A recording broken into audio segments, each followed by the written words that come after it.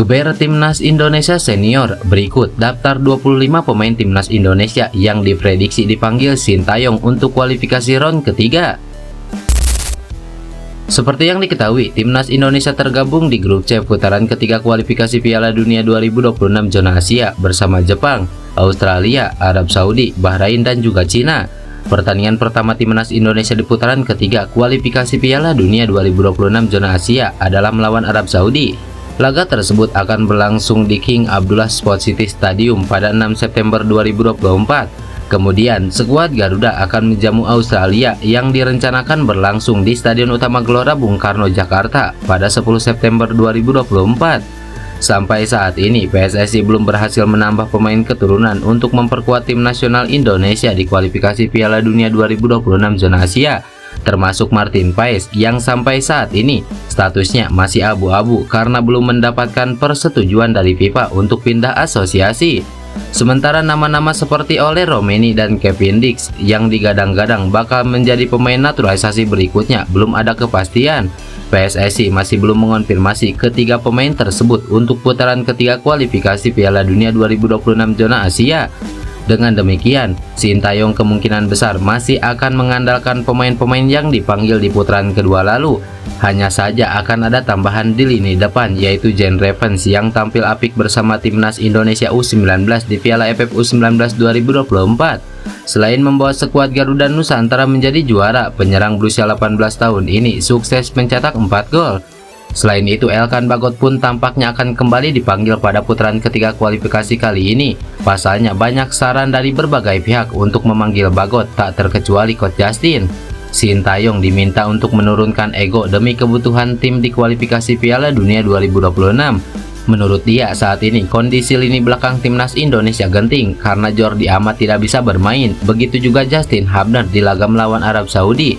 Sintayong diminta untuk sadar akan situasi dan kondisi saat ini, begitu juga Elkan Bagot. Dari analisa, ada miskomunikasi dan perbedaan budaya antara kedua orang ini. Sintayong merasa negara ini butuh kamu, ini perbedaan budaya antara Barat sama Asia. Turunin ego, panggil itu Elkan Bagot. Kalau kita menyatukan budaya yang berbeda, pasti ada kerikil yang harus kita sapu. Ini hal kecil yang tidak usah dibesar-besarkan, jelas Coach Justin. Dan berikut prediksi pemain yang akan dipanggil Sintayong ke Timnas Indonesia untuk putaran ketiga kualifikasi Piala Dunia 2026 zona Asia. Di posisi kiper ada Hernando Ari Sutaryadi, Adi Satrio. Untuk satu slot kiper masih tanda tanya. Jika Martin Paes menang di persidangan, kemungkinan akan dipanggil. Namun jika tidak, opsi terbaik yaitu memanggil Nadeo Argawinata dari Borneo FC. Lalu di posisi bek ada Jordi Amat, Justin Hubner, Rizky Ridho, Zeyjes, Elkan Bagot, Pratama Arhan, Shane Patinama, Shandy Walsh, Asnawi Mangku Alam, Nathan Choaon, dan Kelvin Perdong.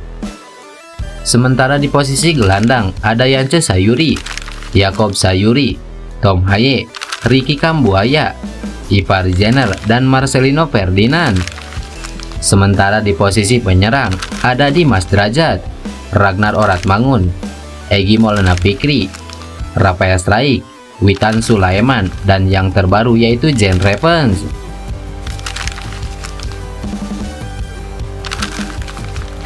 Sintayong bahagia, Menpora dan PSSI pantau fasilitas mewah Timnas Indonesia di IKN, ternyata hampir rampung.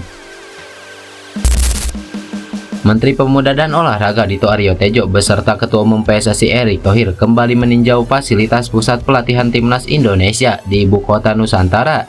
Dalam video yang diunggah akun Instagram resmi Erick Thohir, terlihat Dito dan Erick Thohir meninjau kamar pelatih dan pemain serta kondisi lapangan.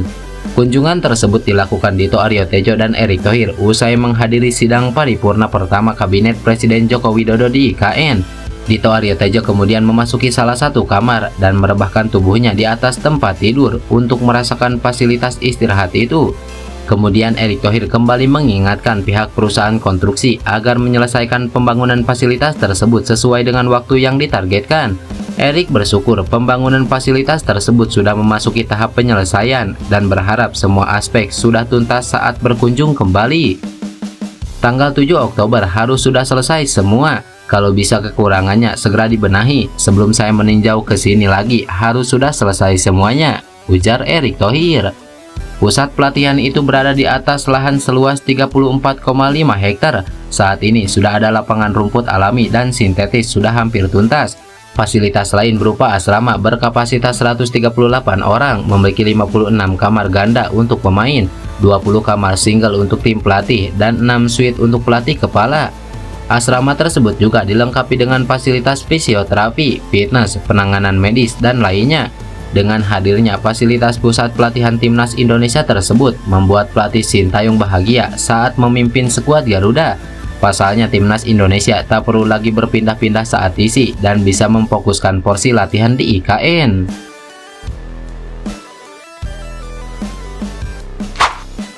Respon Stefano Lillipali usai meledak di hadapan Yong Ki-hun, jadi modal comeback ke timnas Indonesia.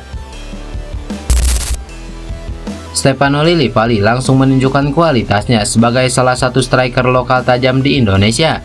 Pemain berusia 34 tahun itu menyumbang 1 gol saat Borneo FC menang 3-1 atas tuan rumah Semen Padang dalam pekan perdana BRI Liga 1 di Stadion PT IKA Jakarta. Uniknya, performa ciamik itu dilihat asisten pelatih timnas Indonesia Yong Ki-hun. Yong Ki-hun sendiri merupakan asisten baru Sintayong yang ditugaskan untuk mengasah lini depan skuad Garuda jelang kualifikasi Piala Dunia 2026. Tak hanya mencetak gol pembuka kemenangan, mantan pemain Bali United itu turut menyumbang 1 assist.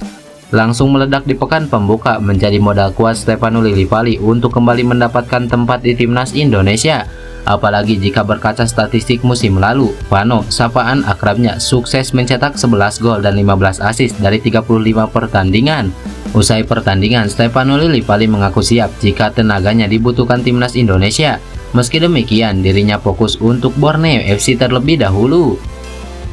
Saya fokus untuk Borneo FC, tetapi buat timnas Indonesia saya selalu siap. Dipanggil atau tidak dipanggil ke timnas Indonesia, saya bangga, kata Lillipali. Sebagai informasi, Yong Ki-hun merupakan mantan penyerang timnas Korea Selatan serta ex-tandem Sintayong saat masih membesut skuad Teguk Warriors. Kehadiran Yong Ki-hun sendiri diharapkan bisa meningkatkan kualitas permainan lini serang timnas Indonesia di kualifikasi Piala Dunia 2026 putaran ketiga. Mantan striker timnas Indonesia berencana pensiun akhir musim 2024-2025. Ini alasannya. Mantan striker timnas Indonesia Beto Gonçalves berencana untuk pensiun sebagai pesepak bola profesional di musim 2024-2025. Untuk itu, ia akan membantu sebisa mungkin timnya saat ini PSBS Biak di BRI Liga 1 2024-2025. Keinginannya tersebut Beto ucapkan pasca laga kontra Persib Bandung pada Jumat lalu di Stadion Sijalak Harupat. Untuk itu, Beto akan berusaha semaksimal mungkin untuk membantu PSBS Biak bertahan di BRI Liga 1. Jadi, kemungkinan ini liga yang terakhir buat saya, tapi saya harap bisa membantu teman-teman PSBS Biak dengan pengalaman saya dan kekuatan saya, singkat Beto Gonçalves. Saat ini Beto sudah mencapai umur 43 tahun. Pemain asal Brazil tersebut menghabiskan waktunya di Indonesia untuk membela beberapa klub ternama seperti Persipura Jayapura, Persijap Jepara, Sriwijaya FC, Madura United, Persija Jakarta, Persis Solo, hingga PSBS Biak. Beto pernah membela timnas Indonesia pada 2018.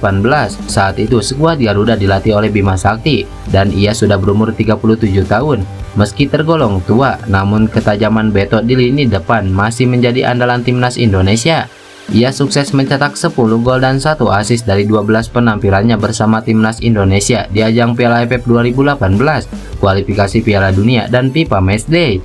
Beto juga pernah membela timnas Indonesia U23 di tahun yang sama. Saat itu pelatihnya masih Luis Milla, di mana Beto sukses mencetak 4 gol dari 7 pertandingan.